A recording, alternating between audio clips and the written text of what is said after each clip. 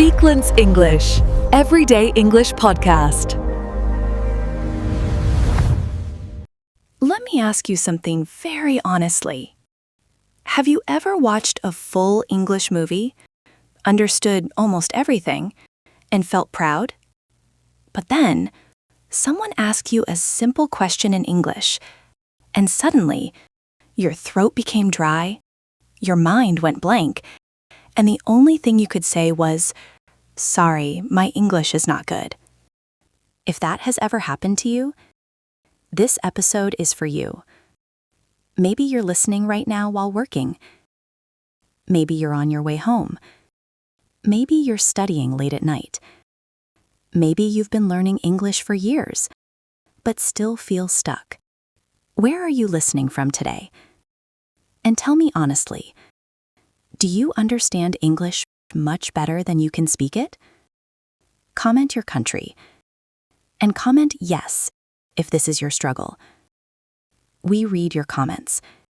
And when you share your story, you help someone else feel less alone. I'm Anna. I'm Jack, and this is Everyday English Podcast. Today, we are going deep. Not surface tips, not learn 10 phrases. We're going into your psychology. Anna, I don't understand something.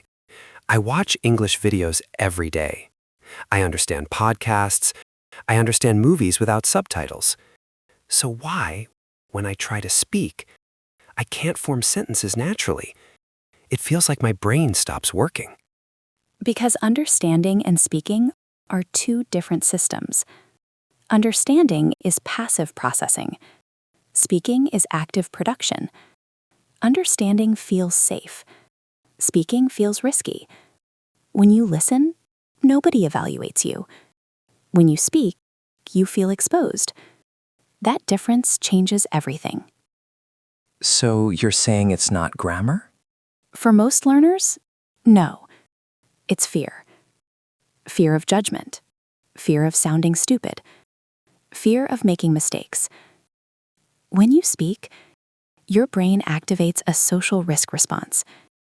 Your nervous system shifts into alert mode. And when anxiety increases, fluency decreases. This is neurological, not personal failure. Can I say something vulnerable? When I speak English, I feel less intelligent. In my native language, I'm confident. I'm funny. I'm expressive. In English, I sound basic, simple, sometimes even childish. That's one of the deepest frustrations. In your native language, you have rich vocabulary, humor timing, emotional nuance, cultural references, fast processing speed. In English, your expressive bandwidth is smaller, so your personality feels reduced. But listen carefully. Your intelligence didn't shrink. Your expressive tools are still developing. That's a skill gap, not an identity gap. When you speak English, your brain is handling vocabulary recall, grammar structure, pronunciation, self-monitoring, fear of judgment. That's heavy cognitive load. Under pressure, working memory drops. That's why your mind goes blank. Fluency reduces cognitive load through repetition. Repetition builds automaticity. Automaticity builds confidence. But I don't want to speak wrong English. That's the trap. You're waiting to speak perfectly. But fluency is messy. Native speakers pause. They restart sentences. They correct themselves. The difference? They continue. You stop. Stopping kills momentum. Another issue. You're not thinking in English. You're translating. Your brain does this. Idea, native language, English, grammar check, speak. Too many steps. Fluent speakers, idea, English, speak. Fewer steps equal smoother flow. I actually speak better when I'm alone. Why? Because there is no audience. No judgment, no pressure. Fluency improves when your nervous system is calm. Confidence is not knowledge. It's emotional regulation.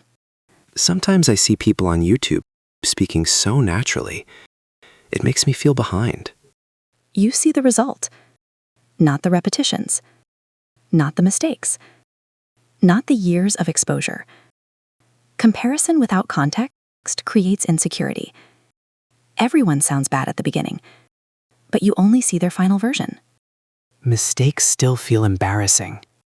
Because you see mistakes as proof of incompetence. Instead, see them as proof of participation. Silence is invisible. Mistakes mean you showed up. Participation builds fluency. Avoidance builds stagnation. Sometimes I feel like I'm the only one stuck like this. You're not. Right now, someone in Brazil understands Netflix but avoids meetings. Someone in Bangladesh writes emails well but stays silent in conversations. Someone in Turkey overthinks every tense.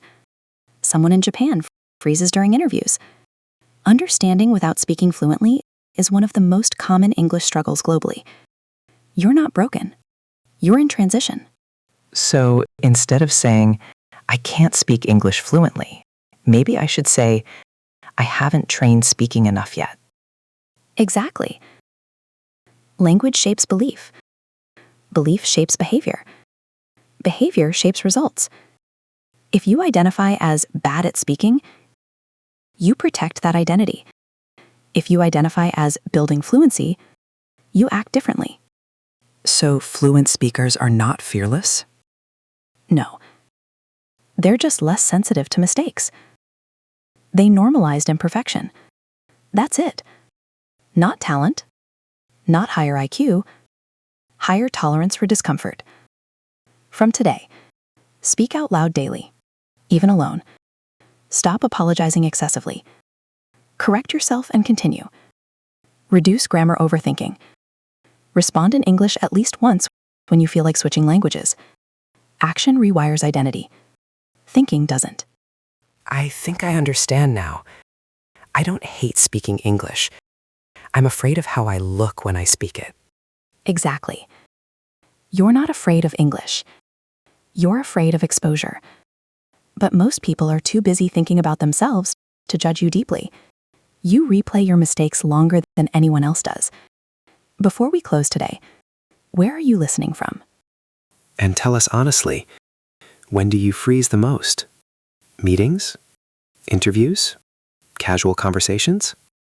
And comment this sentence: I choose progress over perfection. Because fluency isn't about perfection, It's about courage. even when your voice shakes. Even when your grammar isn't flawless. Even when you feel uncomfortable. Discomfort is temporary. Silence can become permanent. Choose wisely.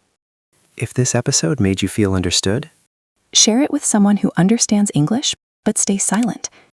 And subscribe to Everyday English Podcast. because fluency isn't built in one episode. It's built through consistency. Keep speaking. Keep showing up. You don't need perfect English to start. You just need courage. See you in the next episode.